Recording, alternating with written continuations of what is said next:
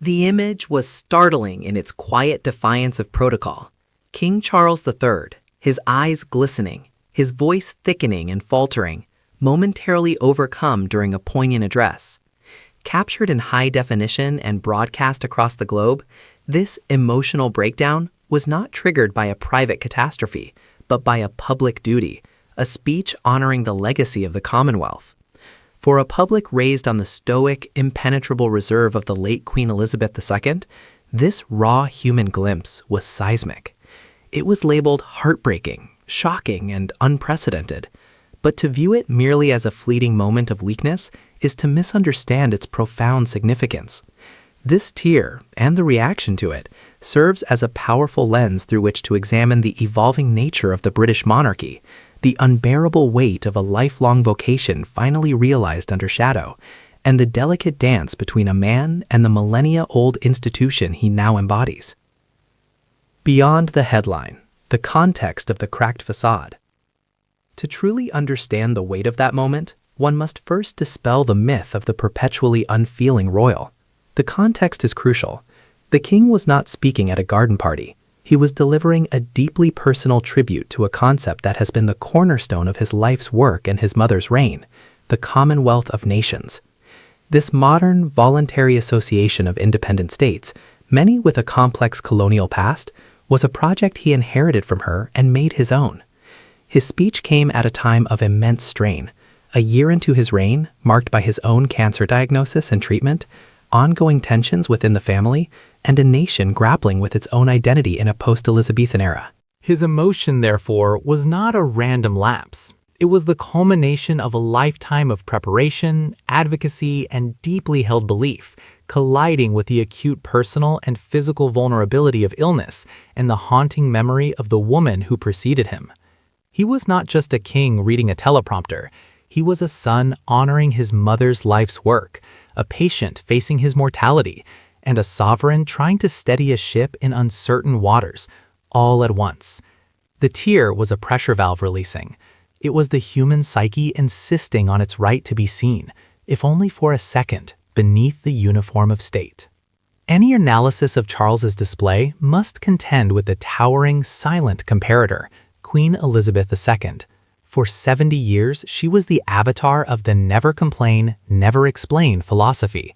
Her most famous moment of public emotion was arguably the slight quiver as she watched her beloved royal yacht Britannia decommissioned, a tremor so subtle it became legend. She wept in private, but in public, her composure was her superpower. It created an aura of stability, but it also set an almost superhuman standard for emotional restraint. This created a powerful, unspoken contract with the public.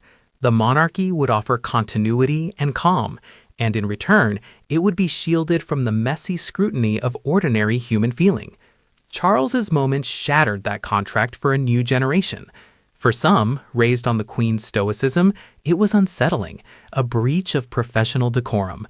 For others, particularly younger global audiences who value authenticity over artifice, it was the first time they felt a genuine connection to the figure on the throne. He was not a ritualized symbol, but a man bearing a burden. This generational split in reaction is a microcosm of the monarchy's central challenge: how to remain majestic while being relatable, how to be a symbol and a human simultaneously. Let us dissect the components of this heartbreaking update, moving beyond the superficial to the structural pressures causing the fracture. Charles ascended the throne at 73, an age when most are contemplating retirement, not the most demanding job in the world.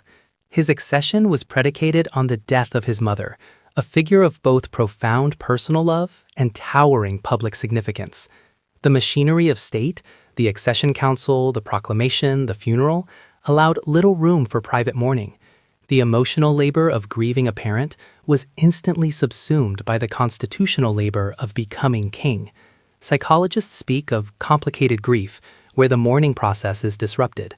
Charles's tear, perhaps, was a fragment of that delayed, monumental grief finally finding a crack in the armor, triggered by speaking of her legacy. The legacy pressure. Charles did not simply inherit a throne. He inherited a specific global project, the Commonwealth. For decades as Prince of Wales, he was critiqued, even mocked for his passionate, often unfashionable views on architecture, the environment, and interfaith dialogue. The Commonwealth was a central pillar of this advocacy. Now, as king, he is its titular head.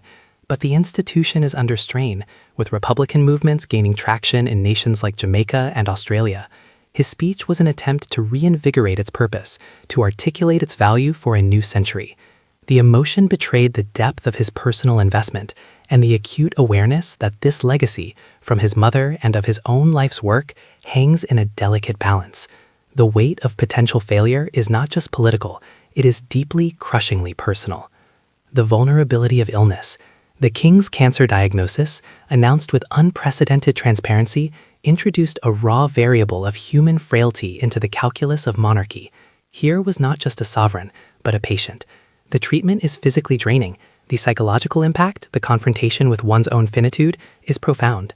To carry the weight of a nation's expectations while battling a disease is a burden few can comprehend.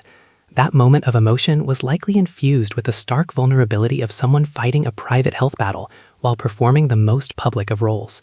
It was a reminder that the body holding the crown is as mortal as any other. The public reaction to Charles's tears is a case study in the monarchy's modern dilemma. The institution's power has always resided in its mystery, its separation from the ordinary. Its rituals, the crown jewels, the state opening of Parliament, the trooping the color, are designed to inspire awe, not empathy. For centuries, relatability was not just unnecessary, it was dangerous.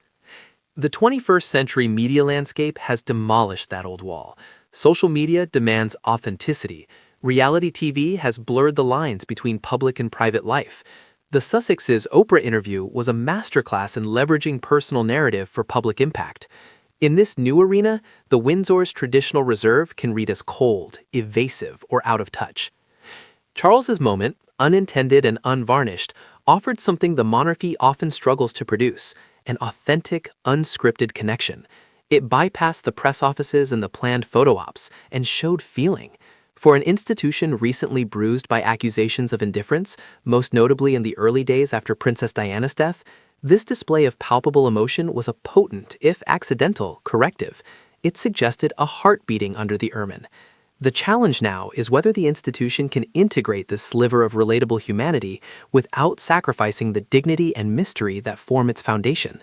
Can it allow its principal player to be a man without diminishing the office of king?